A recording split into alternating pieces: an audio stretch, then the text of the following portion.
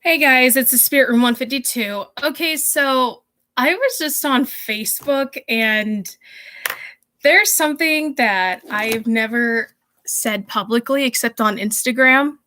So, in light of Texas and their ridiculous abortion law, I was on Facebook and I saw this thing that a former politician had said. His name was Todd Aiken, and he made up some bullshit about how during a rape, a woman's body has the ability to shut down and prevent a pregnancy. Yeah, no, he's an idiot.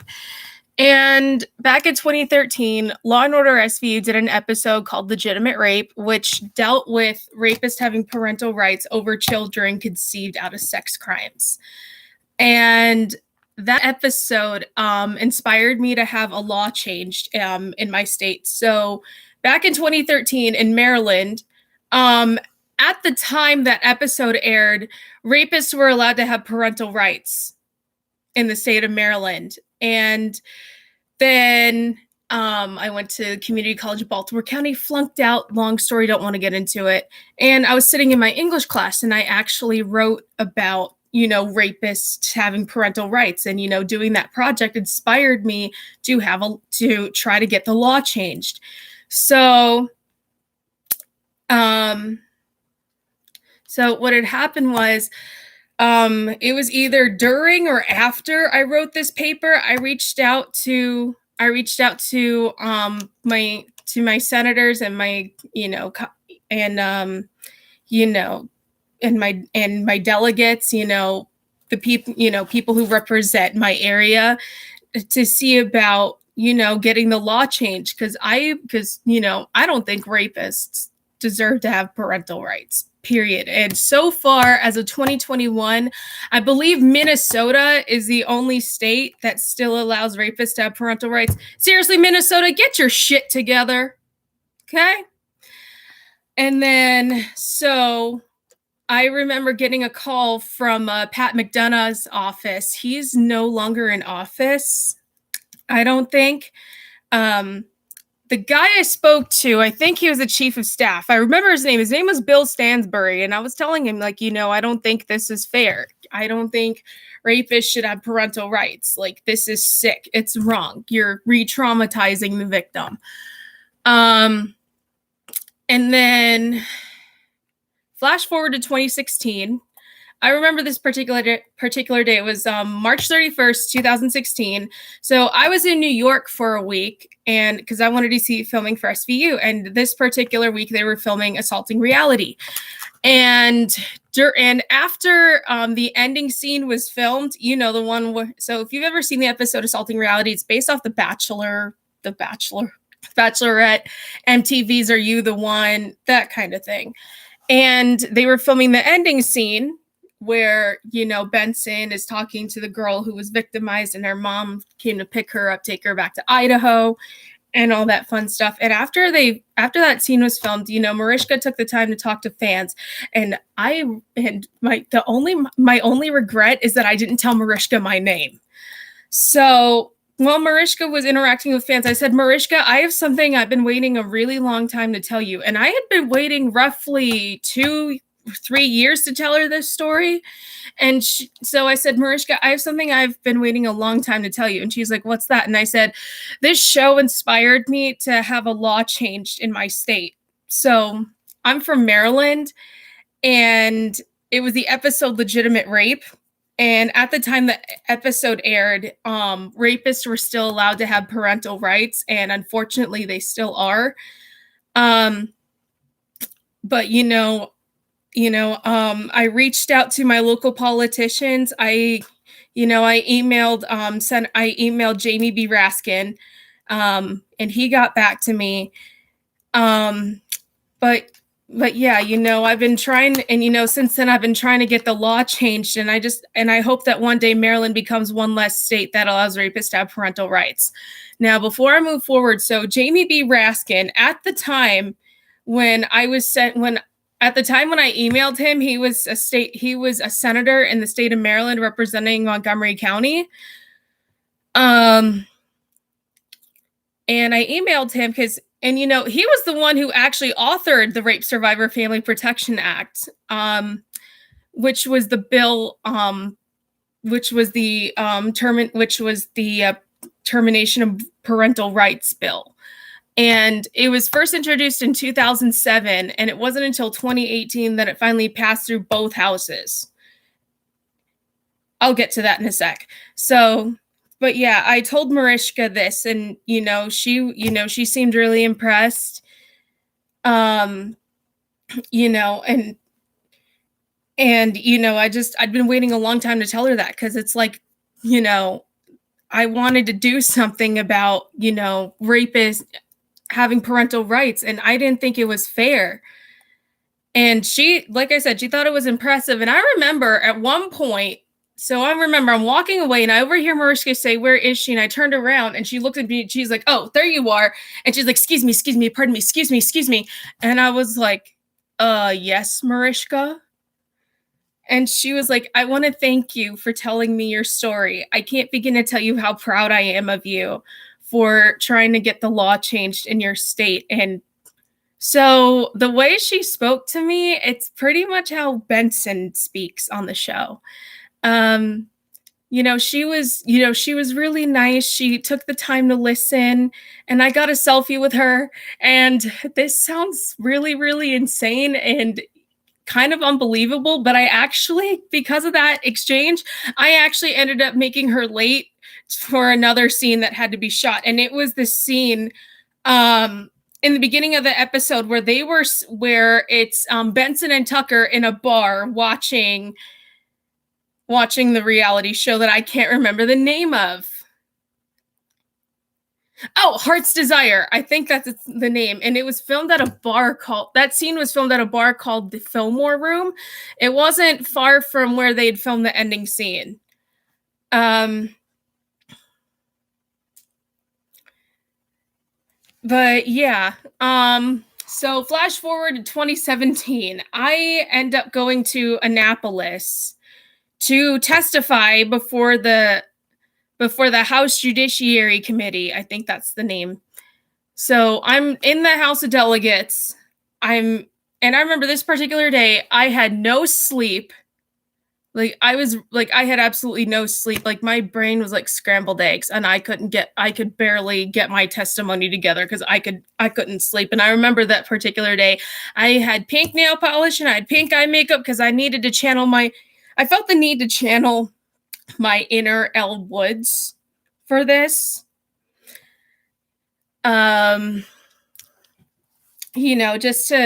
Because, in Legally Blonde 2, she's trying to get animal rights laws changed. In 2017, I was trying to get a law changed.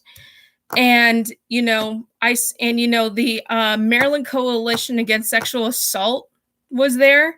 And they allowed me to sit with them so that way it would be less intimidating for me, because, quite frankly, it was very intimidating to sit in a room full of delegates.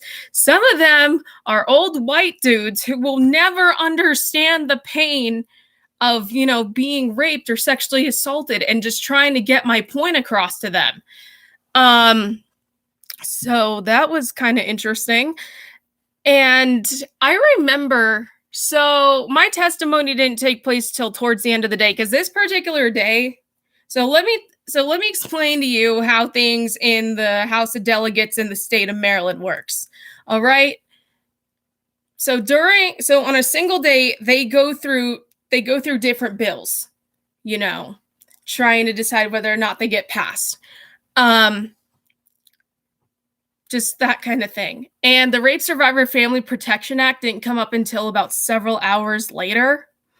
And I remember by that point, I was so exhausted because I had been up for more than 24 hours. And I remember during a lunch break, I saw Delegate Susan K. McComas. She's the delegate for my area in which I live. And then somebody who has testified before, the House Judiciary Committee, I was like, can I go up there? And she's like, yeah, you can go ahead. And they're on lunch break.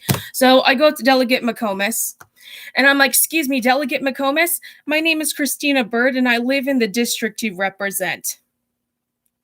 And she looks up at me and she's like, "Hi, it's nice to meet you." And and then I told her that I was there to testify as a proponent for the Rape Survivor Family Protection Act. I don't remember my testimony word for word, but I do remember saying that, it's wrong. I don't how is this still in limbo? Like I said, this was introduced in not 2017. It was introduced in 2007, right? And it wasn't until 2018 where they finally passed it. Now, so that same day, when I was in the Maryland House Judiciary Committee, so after I did my testimony, I left. My dad drove me because I was not safe to drive, but I still wanted to put in my testimony. And so my dad and I left, and before I could leave, so this particular room I had testified in, there were doors. So there was a set of doors on one side, and there was a set of doors on the other.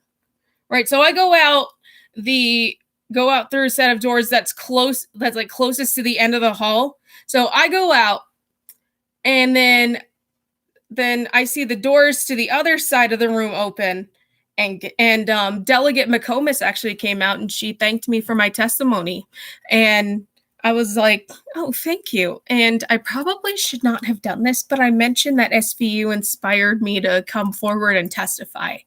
And so my dad, he's coming over, and I'm like, "Hey, Dad, come here." And he's like, "What's up?" I was like, "Dad, this is Delegate Susan K. McComas. She's the delegate for our area." And so we were supposed to leave right away, right? He spends 20 minutes talking to Delegate McComas, and I really give her credit because she was, at least she's familiar with the area she represents. And I don't remember if it was me or my dad, but one of us said that we lived near the Walmart on Constant Friendship Boulevard. And she was like, so you guys live in the Constant Friendship neighborhood. I was like, impressive. She's aware of the area. So that was a lot of fun.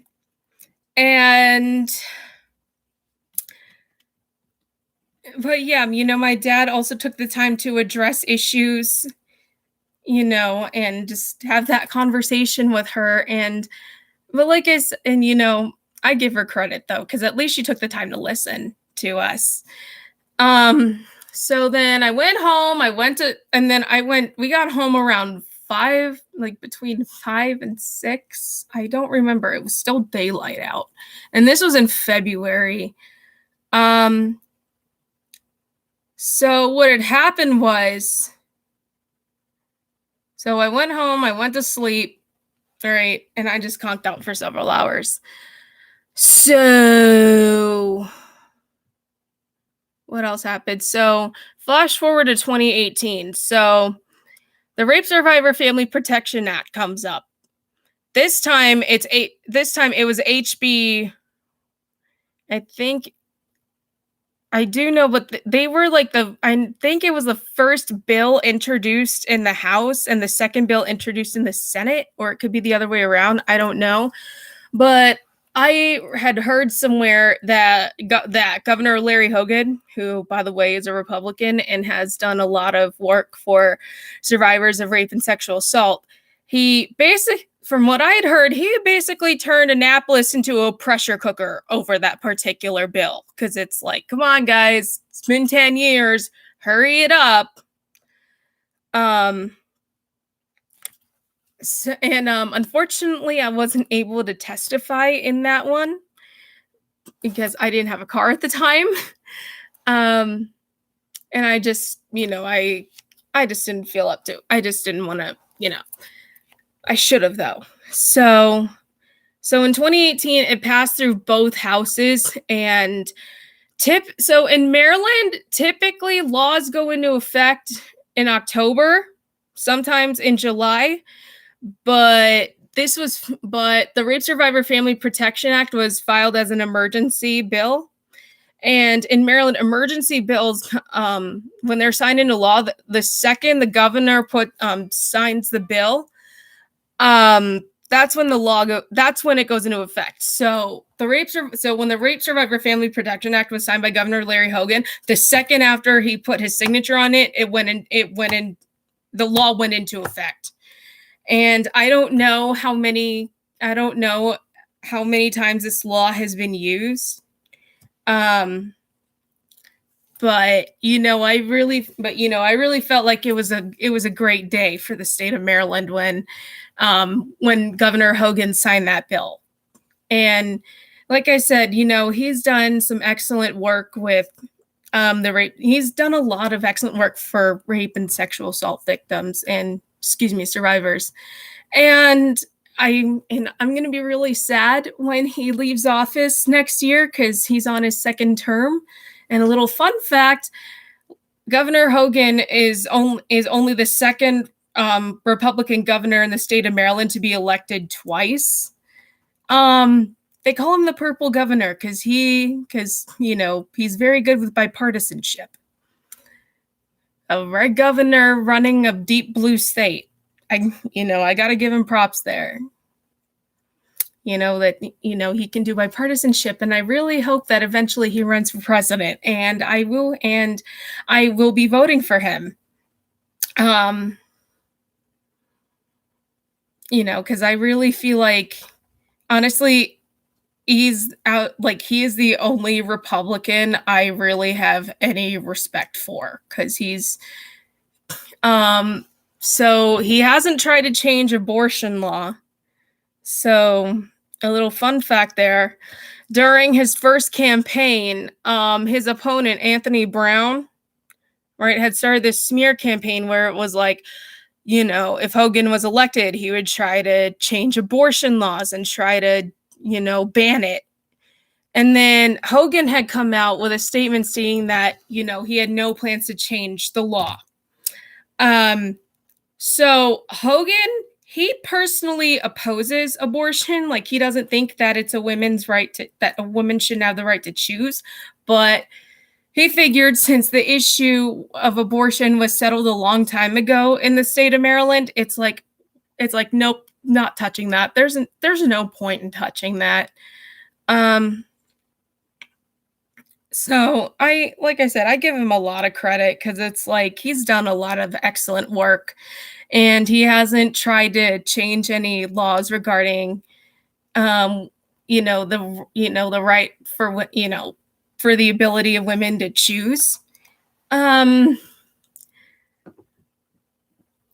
Yeah, it's just, I'm gonna be really sad when he leaves office next year. Yeah, so that's the end of my stream. I'm so sorry it's so long, but I just wanted to get all of this out. Yeah, so I'm out of here, guys.